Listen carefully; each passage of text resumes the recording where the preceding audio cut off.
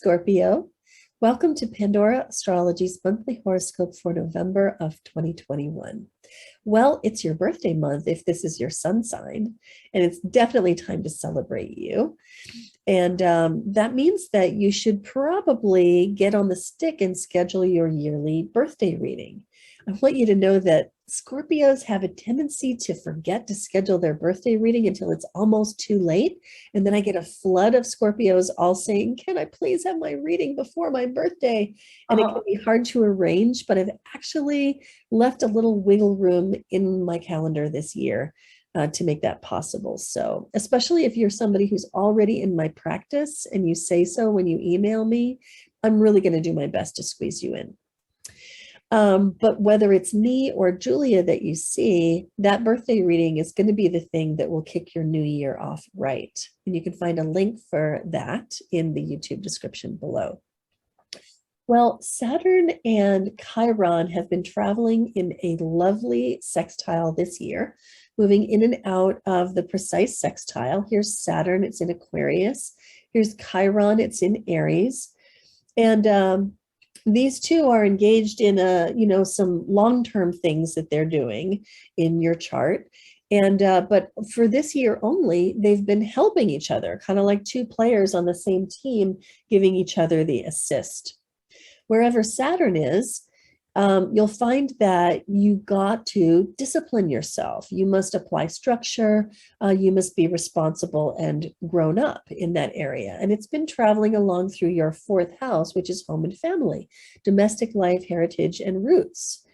And if you live with family members, this has been a time period in which you may feel actually alone, even when you're surrounded by family. You may feel isolated from them. You may feel like you're supposed to be, independent and strong in your family context, whatever that might mean from your position.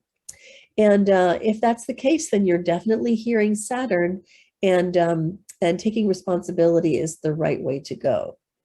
It can really do much to help things on the home front. Now, meanwhile, Chiron is traveling along through your sixth house, which is the arena of work, health, service, and personal organization.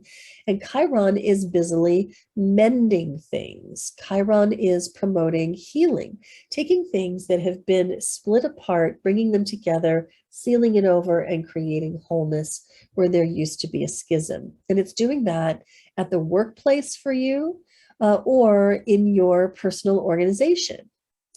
And also your health as well, like your physical health.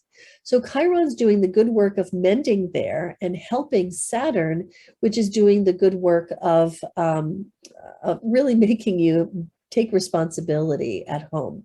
And so those two have been helping each other a lot, making each other's burdens lighter and easier for you to manage as well. This is the last month of this connection, and I would say you definitely want to use this for its best qualities while it's still going on.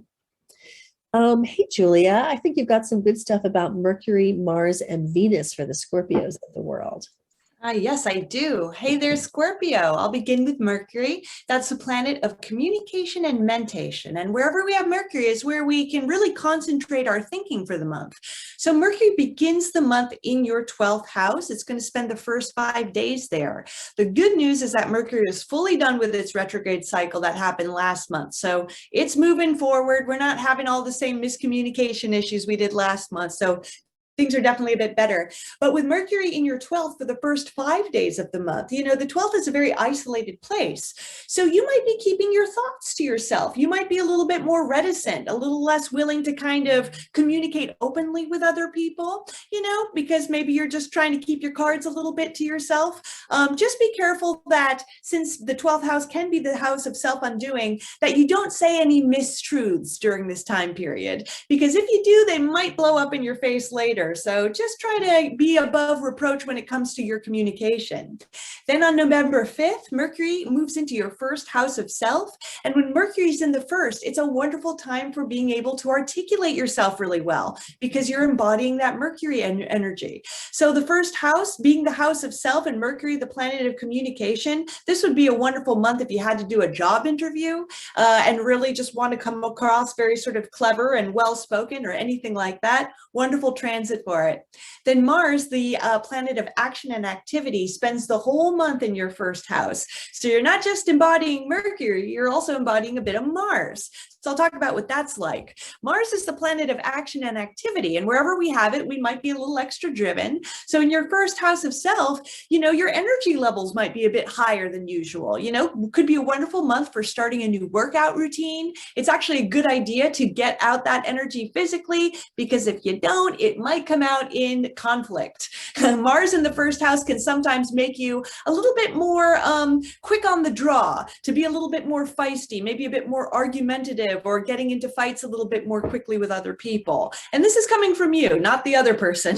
So, I would highly recommend getting super, super physical this month instead of letting the Mars energy go the other direction. But it can also be a great time for standing up for yourself too, which is another great use of Mars in the first.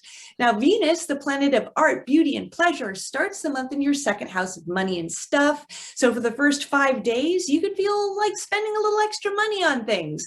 Shopping. It's a good time to do a little bit of shopping, because the things that you buy during that period are going to really give you a lot of pleasure and really bring more beauty into your life. Then on November 5th, Venus moves into your third house of communication and siblings and neighborhood. So for the rest of the month, it's going to be a wonderful time for getting along well with your community, maybe your neighbors too. It would be a good time to invite some neighbors over for a little party. Since the third house also rules our siblings, if you have any brothers and sisters, then you guys could be getting along great during this time period. Venus in the third, also wonderful time for taking a little pleasure trip if you're interested in doing something like that, maybe spending a weekend at an Airbnb or going to a local beach. And also just a nice time, especially for all the writers out there, people who do either pleasure writing or writing for work. Since the third house also can represent writing, it's a great productive period for that kind of activity too. There are 2 moons to look at this month. The first one happens here on November 4th. It's a new moon in Scorpio, falling there in your first house. This moon we're calling stabilized paranoia through disruption. The reason is that the moon in Scorpio can be really emotional. It can spiral down into paranoia a little bit too easily. And falling as it does in your first house, you might even find that you are the locus of the whirlpool where all of this swirling emotional energy is happening. And it might be that you have some tender feelings about how other people seem to be responding to you. So I think the point of this moon, though, is that you don't have to be caught up in paranoia. You don't have to worry about how you're coming off. And what you can do instead is go to a trusted partner who you are accustomed to having stabilize you. And that would be represented by Uranus here in Taurus. Taurus is the best sign for ruffling, soothing the ruffled feathers of a Scorpio who's, gotten their undies in a bundle. So find your friendly neighborhood Taurus who will keep their feet firmly planted on the ground and give you, a reality check, which might disrupt the spiral that you're on. Especially if your mood is just going down, down, down. Find yourself a Taurus, grab onto them, and you won't get pulled under the waves. Then the other moon that I want to tell you about is happening halfway through the month, and it's a little bit more special because it's not just a full moon, it's an eclipse. It's a lunar eclipse. Here's the moon in Taurus in your 7th house, opposite the sun in Scorpio here in your first.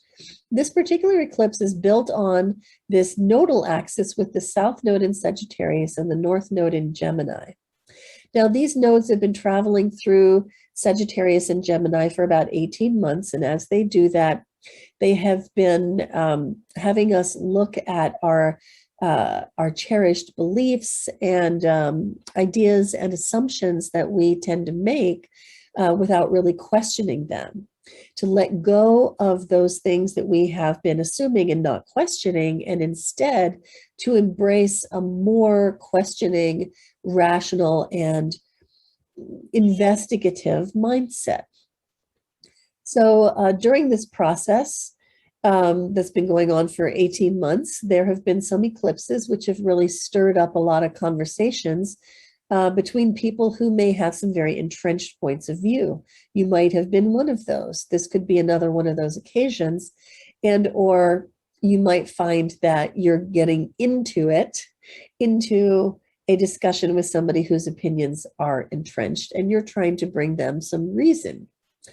Well, I'm afraid we're calling this moon. It doesn't matter if you're right, because chances of the opinionated person remaining entrenched and unchanged in their opinions, well, chances of that are pretty good. So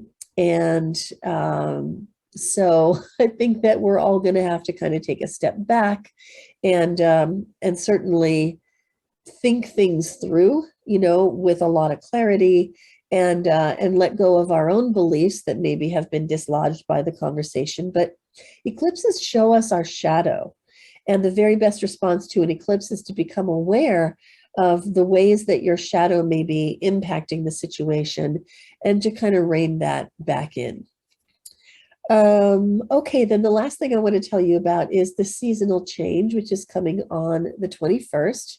The sun leaves Scorpio and moves into Sagittarius. So your birthday season is going to draw to a close. And we're going to move into Sagittarius season, which is a time when we gather around the tribal fire, we share some warmth, we have some parties, we do some celebrating, and it's a great season for that. Now that brings the sun, which represents the light of attention, into your second house, which is the domain of finance and money. So putting your good attention into your finances, your own finances, not the monies that you share with other people or entities, such as debt or credit, or, in your spousal relationship, for example, but the money that's really just yours. This is a good month in which to put your attention on that, to pay attention to budgets, ask yourself, how am I managing my money? And to just really shine the light of consciousness on that. And that's what we have for you today, Scorpio. Hope you enjoyed it. You can always find good stuff like this on our YouTube channel, Pandora Astrology. You'll find more about those two moons and also Saturn sextile Chiron on our November 2021 news playlist there on YouTube. And you also, if Scorpio is your sun sign, check out your rising sign horoscope and vice versa. And you can always find us online at pandoraastrology.com, where you can check your horoscope, see the monthly forecast, or get a reading or take a class. And until next time, we'll see you around the cosmos. Bye. Bye-bye.